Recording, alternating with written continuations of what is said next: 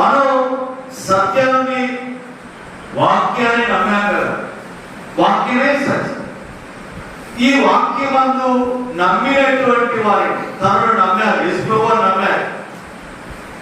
నమ్మితే మీరు నా వాక్యమందు నిలిచిన వారుగా ఉందరు. వాక్యమందు నిలిచినప్పుడే నిజంగా నాకు శిష్యులై ఉంటారు. నిజమైన శిష్యులుగానే చేసినప్పుడే సత్యాన్ని మీరు గ్రహిస్తారు. సత్యం గ్రహించినప్పుడు సత్యం మిమ్మల్ని స్వతంత్రులుగా చేయి. అమ్మా, స్వతంత్రులుగా చేయంటే దేని చేత అయితే మనం నిర్బంధించబడుతున్నామో దానికి మనం దాసులమైపోతున్నాం. అర్థమవుతుందా? స్వతంత్రత లేదు, స్వతంత్రుడిగా మనం జీవించడం లేదు. ఏ అవిధేయతతో, ఏ బలహీనతతో మనము నిర్బంధించబడుతున్నామో దానికి దాసులమైపోయి పిల్లరా స్వతంత్రుడిగా జీవించలేకపోతున్నాం. అందుకని ఇక మనం ఈ స్వతంత్రుడిగా ఉండలేకపోతున్నాం కనుక ఏమవుతుంది? సత్యమును నమ్మక దుర్నీతి యందు అభిలాష కలిగిన వారు. ఇక ఈ సత్యాన్ని అయ్యో కష్టంగా ఉంది, బాధగా ఉంది, ఇలా చేయలేమని చెప్పి గుడ్లో నెల్ల అంటే అనేది గుడ్డిలో నెల్ల అన్నట్టుగా ఇక దుర్నీతి యందు అభిలాష కలిగిన వారిగా చేయబడుతున్నా, అపవాది మోసంలోనికి మెల్లిగా వెళ్ళిపోతున్నా. ఎందుకు ఇలాగా అని చెప్పి ప్రియమైన దేవుని పిల్లలారా, మనము నిజంగా దేవుని ఆశీర్వాదం. ఆయన ఏమన్నాడు? మీరు అన్ని విషయాలలో తలగా ఉండాలి కానీ తోకగా ఉండకూడదు. అప్పించేవారుగా ఉంటుంది కానీ అప్పు చేయని వారిగా ఉంటారు. మరి మన అన్ని రివర్స్లోనే ఉంటున్నాయి కదా. అంటే ఎక్కడో లోపం ఉంటుంది కదా. ఆ లోపాల విషయమై పశ్చాత్తాపాన్ని కలిగి ఉంటారు. అసలు ఒక విధమైన బాధ మనలో కలిగిన వారిగా బాధ. అయ్యో, నేను సత్యాన్ని ఇన్ని సంవత్సరాలుగా గ్రహించలేని స్థితిలో ఉన్నానే, ఆ సత్యాన్ని గ్రహించకపోవడం చేత నేను స్వతంత్రురాలుగా జీవించలేకపోతున్నాను, స్వతంత్రుడిగా ఉండలేకపోతున్నాను అనేటువంటి వేదన మనల్ని పట్టుకుంటూ పిల్లరా మన పాదాలు దేవుని సన్నిధికి నడిచి వస్తాయి. దేవుని సన్నిధిలో మన మోకాళ్ళుతా మనం తగ్గించుకుంటా దేవుని సన్నిధిలో ప్రార్థిస్తా, అయ్యా నిస్సహాయకులుగా ఉన్నా, బలహీనులుగా ఉన్నా మమ్మల్ని సరిచేయండి అని ప్రతిమాలుకుంటా. ప్రభు ఇదే చెప్పాడు, మొదట నా నీతిని రాజ్యమును వెతకండి, అప్పుడు అవన్నీ మీకు అనుగ్రహిస్తాడు. మనం ఏం చేస్తున్నామంటే మొదట వాటిని చివర పెట్టి చివరైన వాటిని మొదట పెడుతూ ఉన్నాం. ఆలోచించండి పిల్లరా, దీని కొరకై వ్యక్తిగత ఎవరికి వారంగా మనం ప్రార్థించుకోవాల్సిన వారు. ప్రభువా, నేను చాలా విషయాల్లో బలహీనంగా ఉన్నాను, నన్ను నిరంతరంలో కడగండి. అమ్మా, ఎవరి పిల్లలు మీరు పెద్దవారమైన వారు దేవుని సన్నిధిలో ప్రార్థిస్తేనే ప్రార్థన ద్వారా సమస్తములో సాధ్యమా. ఇప్పుడు ఈ సత్యాన్ని పిల్లరా నమ్మకుండా దుర్నీతి యందు అభిలాష గలవారందరూ అన్నాడు. దుర్నీతి యందు అభిలాష గలవారు శిక్షావిధి పొందుటకై. దేవుని పిల్లరా, ఎప్పుడైతే నీవు సత్యాన్ని నమ్మకుండా దుర్నీతి యందు అభిలాష కలిగి ఉంటావో, నీవు బలహీన స్థితిలోకి వెళ్తావో, శిక్ష నీ వెనువెంటనే వస్తూ ఉంటుంది. ఆలోచించండి, ప్రభు చెప్తున్న మాట, సత్యాన్ని నమ్మక దుర్నీతి యందు అభిలాష కలిగిన వారు. ఇంకా అదే అధ్యాయంలో 4వ వచనం 9వ వచనంలో ఏమన్నాడు? సత్య విషయమైన ప్రేమను అవలంబింపలేక పోయింది కనుక వాని రాక అబద్ధ విషయమైన సమస్త బలంతో ఉంది. వాడి రాక, సాతాను యొక్క రాక సమస్త విధములైన అబద్ధముతో బలముతో నిండుకొని ఉన్నది. కనుక మనం ఆ మోసంలో చిక్కుకోకుండా ఉండాలంటే దేవుని పిల్లలారా వాక్యమందు నిలిచి ఉండాలి. నిజమైన శిష్యునిగా మనం నేర్చుకోవాలి. ప్రభువుని వెంబడించాలి. అప్పుడే సత్యాన్ని మనం గ్రహిస్తాం. సత్యం గ్రహించినప్పుడు ఆ సత్యం మనల్ని స్వతంత్రులుగా చేసింది. ఆ స్వతంత్రులుగా చేయబడినప్పుడే సమస్త విధములైన శిక్ష మన మీద ఉండకుండా కొట్టివేయబడదు. ఎవరు ఇప్పుడు క్రీస్తు యేసులో ఉన్న వారికి ఏ శిక్షా విధియు లేదు. ఆ అనుభవంలోనికి మనం తీసుకుంటాం. ఇప్పుడు ఆ శిక్ష చెప్పాడు కదా, అది ఎవరి మీద అంటే నమ్మనటువంటి వారి మీద. ఇప్పుడు సత్యమును నమ్మక అంటే దేవుని పిల్లలారా, ఈ మనం ఒక శుభకార్యం చేసేటప్పుడు కొన్ని కార్యాలు చేస్తుంటాం కదా, చేస్తూ ఉంటాం. ఇటు ప్రార్థన ఉంటుంది, చెప్పండి, ప్రార్థన ఉంటుంది, యథావిధిగా చేయాల్సినవి చేస్తా ఉంటాం. మనం ఏమనుకుంటామంటే కొంతవరకు బెటర్లే ప్రార్థన చేయించాం అమ్మాయ్యా, ప్రార్థన చేయించిన తర్వాత అంటే అమ్మాయ్యా ఇట్లా నేను ఇది పాలు పొంగేవాళ్ళంట, ఇది ఏమంటుందని పాలు పొంగించాలంట, పాలు పొంగించాలి. మరి ఇప్పుడు ఏది ఇదేంటి? ఇప్పుడు సత్యమును నమ్మక దుర్నీతి యందు అభిలాష కలిగిన వారు అన్నాడు కదా. మరి ఈ అభిలాష ఏమిటి, దుర్నీతి ఏమిటంటే పాలు పొంగిస్తే జీవితం అంతా కూడాను ఆ పాలు వలె ఎప్పుడు వారి జీవితం 3 పూలు 6 కాయగా ఫలిస్తూనే ఉంటదని వాళ్ళ భావన. అందుకని ప్రత్యేకంగా ఆడపిల్లని పిలిపించి ఆ అమ్మాయికి పాలు పొంగించి కార్యక్రమం పెట్టి పిల్లలు భర్తలు డబ్బులు ఇచ్చి సాగనప్పడం. ఇది ఏ నీతి? బైబిల్ గ్రంథంలో ఎక్కడుంది? లేదు కదా. నువ్వు బైబిల్లో లేని దాన్ని చేస్తున్నావంటే అప్పుడు దుర్నీతి అను అభిలాష కలిగి ఉన్నావా? సత్యాన్ని నమ్ముతున్నావా? చూడండి, అది నీకు పాపం అనిపించడం లేదు. ఏమవుతులే, అది ఎవరు చేయకున్నారండి అట్లాగా కానీ ఏమన్నది నీకు ఇంకా శిక్ష దాచిపెట్టుంది కదా. ఈనాడు చాలా మంది జీవితాలు ప్రభు వాగ్దానం ఏమిటంటే, ఇదిగో నీవు నా కుమారుడా, నేను నీకు ఆజ్ఞాపించు ఆజ్ఞలను హృదయపూర్వకంగా కైకొనుము, అవి దీర్ఘాయువును సుఖజీవంతో గడుపు సంవత్సరములను శాంతిని నీకు అనుగ్రహించును. నేను నీకు ఆజ్ఞాపించినటువంటి ఆజ్ఞలు హృదయపూర్వకంగా వాక్యానుసారంగా నీవు నడిస్తే దీర్ఘాయువు వస్తుంది, సుఖజీవంతో గడుపు సంవత్సరాలు వస్తాయి. నిష్ఠూర్పుతో కాదు, కష్టంతో కాదు. అందరికి సాగు వస్తుంది, నాకు మాత్రం సాగు రాట్లా. ఇది ఒక బ్రతికైనా నువ్వు బ్రతుకుతున్నావు, కుక్క కూడా బ్రతుకుతుంది. ఇదేం బ్రతుకు కదా, ఈ బ్రతుకు విలువేది? ఆలోచించారంటే ఏది? వాక్యం అనుసరించినప్పుడు కదా మన జీవితాల్లో సుఖజీవంతో గడుపు సంవత్సరాలు ప్రవహిస్తాను. కానీ దానికి వెళ్ళిపోతున్నాయిగా అంత కష్టం. అది లేదు, ఇది లేదు, చింత, ఎక్కువ చింత చింత చింత ఇదే కలుగుతున్నాయి కదా. ఆలోచించారు మనం వ్యక్తిగా ఎవరికి వారుగా పరీక్షించుకున్నప్పుడు అదే మనకు తేటగా దేవుడు బోధిస్తూ దేవుని పిల్లల శిక్ష. అందుకనే రోమిలికి రాసినటువంటి పత్రిక 2వ అధ్యాయంలో ఎవరాడు?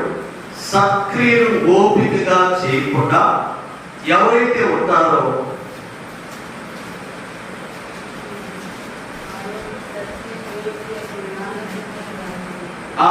ఆయన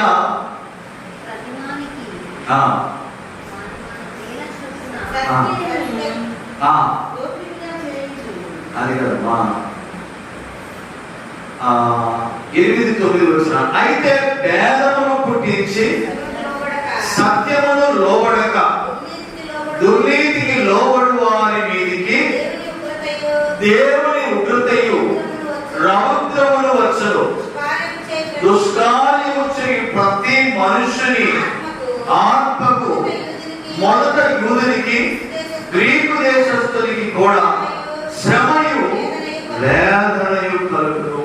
ఇలా దుష్కార్యము చేయి ప్రతి మనుషుని ఆత్మకు మొదట యూదునికి గ్రీకు దేశస్థునికి శ్రమయు వేదనయు కలుగుతుంది. ఇప్పుడు ఇవే కలుగుతున్నాయి కదండి, శ్రమ వేదనే. ఎవరిని కలిగించినా అదే కనబడుతున్నాయి మనకి. ఇప్పుడు ఎట్లా ఉంటుందంటే మన వైఖరి, రోగలు వెళ్ళి గోరుకి చెప్పుకున్నట్టు రోజు చెప్పుకుంటూ రోజు ఏం చేస్తుంది? సుఖవంతమైన జీవితం అని ప్రభు వాగ్దానం అన్నాడు. సుఖ జీవముతో గడుపు సంవత్సరాలు అన్నాడు. ఏవి అవి గాలి మాటలుగానే ఉండిపోయాక అసలు వాక్యం గాలిలో కలిసిపోయినట్లుగా అయిపోయింది. కానీ మన జీవితాల్లో ఏది పిల్లాలా నిజమైన జీవితం? ఎందుకంటే మనము సత్యమును నమ్మక ఆ దుర్నీతి యందు అభిలాష కలిగిన వాడిగా ఉంటుంది. దుర్నీతి యందు అభిలాష కలిగిన వాడిగా. కాబట్టి పిల్లరా వేదన కలుగుతుంది, ఆ శ్రమ కలుగుతాము. అందుకని ఆ శ్రమ నుండి మనను విడిపించడానికి ప్రభు వచ్చింది. ఏమంటాడు దావీదు? నా శ్రమలన్నిటిలో నుండి యెహోవా నన్ను విడిపించాను. నిజముగా నాకు శిష్యులై ఉండి సత్యమును గ్రహించెదరు, అప్పుడు సత్యం మిమ్మల్ని స్వతంత్రులుగా చేయని చెప్పగా. దేవుని పిల్లలారా, యేసుక్రీస్తు ప్రభువారు తనను నమ్మినటువంటి యూదులతో చెప్తా ఉన్నాడు. అని వారందరూ నమ్మారు. నమ్మినటువంటి యూదులతో ఏం చెప్తున్నాడంటే, మీరు నా వాక్యమందు నిలిచిన వారైతే, అంటే నమ్మడం వేరు, వాక్యమందు నిలిచి ఉండడం వేరు. అంటే చాలా మంది దేవుని పిల్లలు వాక్యాన్ని నమ్ముతున్నారు, కానీ ఆ వాక్యమందు నిలిచినటువంటి వారిగా ఉండడం లేదు.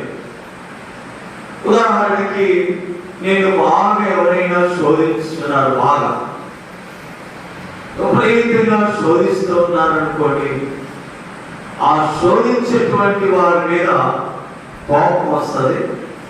కోపం తర్వాత ఒక విధమైనటువంటి ద్వేషం వారి మీద కలిగింది. ఆ ద్వేషంతో పాటుగా నీవు అపవిత్రమైనటువంటి మాటలో పలకడం అనేది సర్వసాధారణంగా జరుగుతుంది. కానీ దేవుని వాక్యం ఏం చెప్తుంది? నరుడి కోపం దేవుని నీతిని నెరవేర్చు అని తెలుసు మనకు.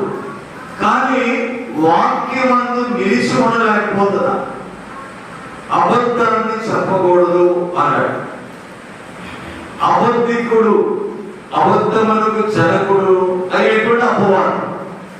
అబద్ధవాడు వారందరూ అపవాది యొక్క సంబంధులు అన్నాడు. మరి మనం ఏం చేస్తున్నాం? కొన్ని పరిస్థితులు రాగానే పేతురు కూడా అప్పుడుదాకా అన్నాడు, ప్రభు అందరూ విడిచిపోయినా నేను నిన్ను విడిచి వెళ్ళను అని చెప్పాడు.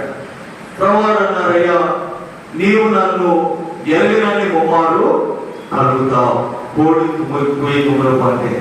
లేదు లేదు, అవసరమైతే నా ప్రాణమైనా ఇస్తానని చెప్పాడు. కానీ పరిస్థితులన్నీ భిన్నంగా మారిపోగానే దేవుని పిల్లరా అబద్ధాన్ని పలుకుతా ఉన్నాడు. తాను ఒట్టు పెట్టుకుంటున్నాడు, అసలు యేసు ఎవరు నాకు తెలియదు అని.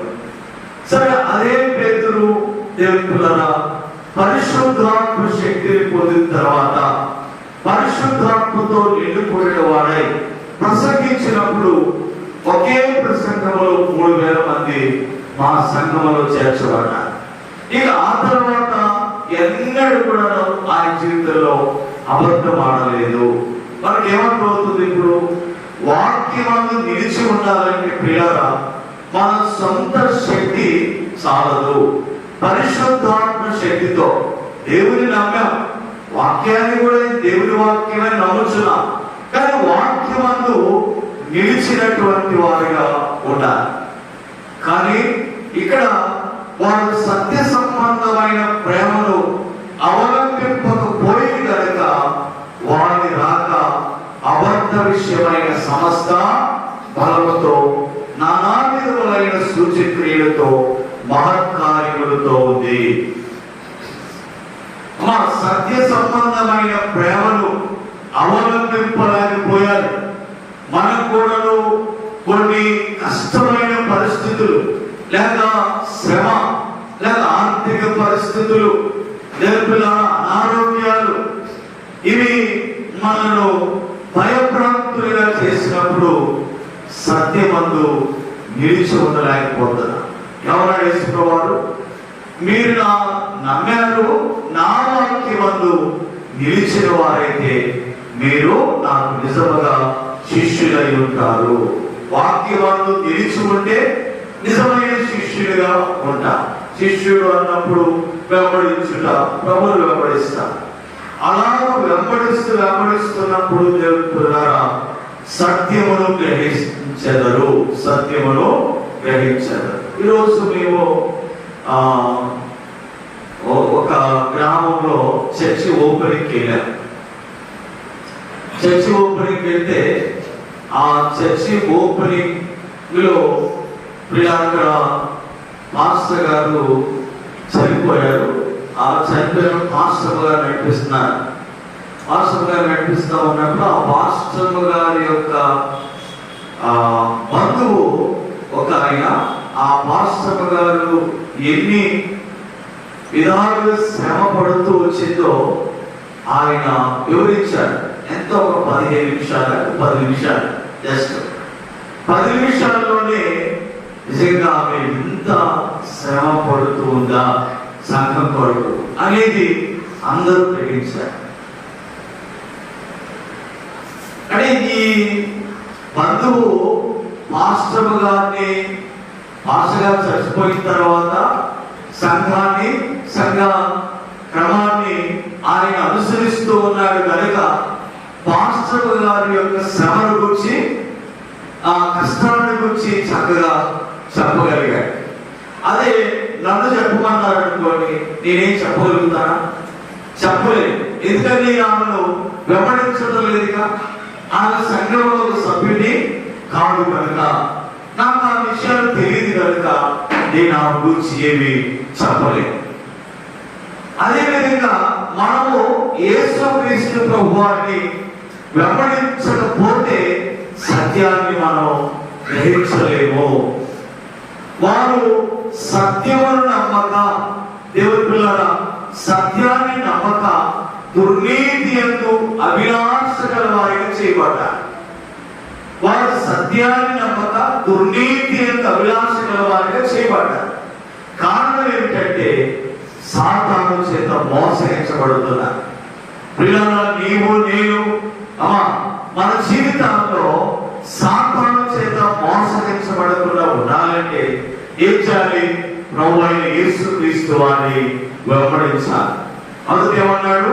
తనను నమ్మిన యూదులతో ప్రభు అన్న మాట, మీరు నా వాక్యమందు నిలిచిన వారైతే ఏం చేయాలంటే వాక్యమందు నిలిచిన వారిగా ఉండాలి. అప్పుడు నిజంగా శిష్యులై ఉంటామా? నిజంగా శిష్యులై ఇరుట అంటే ఆయనను మనము వెంబడించుతాం. శిష్యులకు చేసినప్పుడే దాన్ని నేర్చుకున్నట్టు కదా, విధేయత చూపించుట శిష్యులు కూడా వలసిన లక్షణాలు మీద నేర్చుకున్నాడు, ఎల్లప్పుడూ నేర్చుకున్నాడు. మరి అటువంటి అనుభవాలు ఉంటున్నాయా మన జీవితాల్లో అంటే ఏది కనబడలేదు. ఇప్పుడు చూడండి, చాలా మంది ఆదివారం వస్తారు, ఇక మిగిలినటువంటి సమయాల్లో ఏమి కనబడరు. వాళ్ళు యేసు ప్రభువుని వెంబడిస్తున్నారా? మరి శిష్యుల వలె నేర్చుకుంటున్నారా అనే ప్రశ్నార్థకమే. నేర్చుకోకపోయినట్లయితే సత్యాన్ని మీరు గ్రహించలేదు. ఇప్పుడు నిజంగా శిష్యులు ఎవరంటే వాక్యమందు నిలిచిన వారు నిజంగా శిష్యులై ఉంటారు. శిష్యుడు ఎప్పుడు కూడా నేర్చుకుంటూ ఉంటాడు. ఆ నేర్చుకునేటువంటి అనుభవాలు ఎవరైతే కలిగి ఉంటారో దేవుని పిల్లలారా, వారు సత్యాన్ని గ్రహిస్తారు. ఇక్కడ మోసం ఏం జరుగుతుందంటే, మాస్టర్ గారు వాక్యం చెప్పారు, వాక్యం చెప్పిన తర్వాత ఇక మాస్టర్ గారిని మాస్టర్ గారు అసలు లోపలికి రానివ్వలేదు. ఎందుకంటే ఈయన అల్లి చెప్పడు, ఆత్మతో భాషలు మాట్లాడు, తర్వాత మరి గంతులు వేయడు. కాబట్టి ఈ మాస్టర్ గారికి ఈ యొక్క సంఘములో మరి అనుమతి లేదు రావడానికి అని చెప్పి బయట ఉంచారు. ఆయన చాలా దూరం నుండి ప్రయాణం చేసి ఆ సంఘానికి వెళ్ళాడు వాక్యం చెప్పడానికి. అప్పుడు దేవుడులారా ఈయన చూసిన తర్వాత అక్కడే ఆపేశారు, బయట లోపలికి రాలేదు. అక్కడికి ముందు సంఘ పెద్దలు ఎవరు అనుకున్నారు, మాస్టర్ గారు పిలిచాడు వాక్యం చెప్పడానికి. సంఘ పెద్దలందరూ ఎవరు అనుకున్నారు, ఫలానా వ్యక్తి అని తెలియదు. చూడగానే ఈయన అనుకున్నారు, వెంటనే బయట ఆపేశారు. ఈయన చాలా వేదన పడ్డాడట. వేదన పడి మనో దుఃఖాన్ని కలిగిన వాడే చింతపడుతున్నప్పుడు సరే ఎవరైనా నడిపించో వచ్చాక బయట కూర్చున్నామని వేదన చెందుతున్నప్పుడు దేవుడు అన్నాడట, ఏంటి ప్రభు ఎలా జరుగుతుందంటే, అయ్యా నీకే కాదు నాకు కూడా సంఘంలో చోటు లేదు, నీకు కూడా బయటే ఉన్నాను, ఆత్మస్వరూపుడు బయటే ఉన్నాను, నువ్వు నన్ను గమనించడం లేదు అన్నాడు. అని వాడు దేవుడి పిల్లల సత్యాన్ని నమ్మక దుర్నీతి యందు అభిలాష కలిగినటువంటి ప్రజలు, దుర్నీతి యందు అంటే స్వనీతి యందు అభిలాష, ఆ స్వనీతిని స్థాపించబడుకున్నారు అన్నాడు. వారు దేవుని నీతికి లోబడక అలా చదవండి. దేవుడు మొదటి రోమిలికి రాసినటువంటి పత్రిక 10వ అధ్యాయంలో మనం చూస్తాం. వారు 3వ వచనాన్ని చదువుదాం. ఏలైనగా వారు దేవుని నీతిని ఎరుగక తమ స్వనీతిని స్థాపింపబోలుకొనుచు దేవుని నీతికి దేవుని నీతికి వారు లోబడలేదు. అది పిల్లల దేవుని నీతికి లోబడలేదు. అందుకనే వారు ఆ దైవ సేవకుని దృఢీకరిస్తూ ఉన్నారు. వాళ్ళు అనుకుంటున్నారు, మేము ప్రభువునే సేవిస్తూ ఉన్నాం, ప్రభు నామాన్ని మహిమపరుస్తూ ఉన్నాం. అయితే వారు స్వనీతితో నింపబడ్డారు. ఇశ్రాయేలు ప్రజలు స్వనీతితో నింపబడిన రీతిగా ఈనాడు కూడా అనేక మంది పిల్లరా దేవుని నీతికి లోబడలేదు, కానీ స్వనీతిని స్థాపింపబోలుకొనుచు దేవుని నీతికి చోటు పడలేదు. అందుకని సత్యాన్ని గ్రహించలేని వారిగా ఉన్నారు. ఇంకా మనం గమనిస్తే తిమోతికి రాసినటువంటి 2వ పత్రిక, తిమోతికి రాసిన 2వ పత్రిక 3వ అధ్యాయము 6వ వచనాన్ని చదివితే, పాపభరితులై నానా విధములైన దురాశల వలన నడిపింపబడి ఎల్లప్పుడూ నేర్చుకొనుచున్నాను సత్య విషయమైన అనుభవ జ్ఞానము ఎప్పుడు పొందలేని అవివేక స్త్రీలు చాలు. ఇప్పుడు గమనించారు పిల్లరా, ఎల్లప్పుడూ నేర్చుకొనుచున్నాను, ఎల్లప్పుడూ నేర్చుకొనుచున్నాను సత్య విషయమైన అనుభవ జ్ఞానము ఎప్పుడు పొందలేని వాడు. ఎల్లప్పుడూ నేర్చుకొనుచున్నాను. ప్రభువు చెప్పిన మాట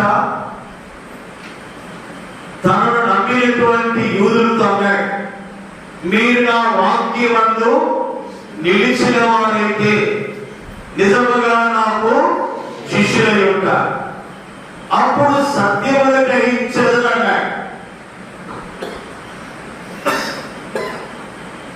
మరి నాడేది పిల్లరా, సత్యాన్ని గ్రహించినటువంటి వారే అపవాదం చేస్తున్నాడు, సత్యమును నమ్మకున్నట్లుగా చేయించున్నాడు. ఇది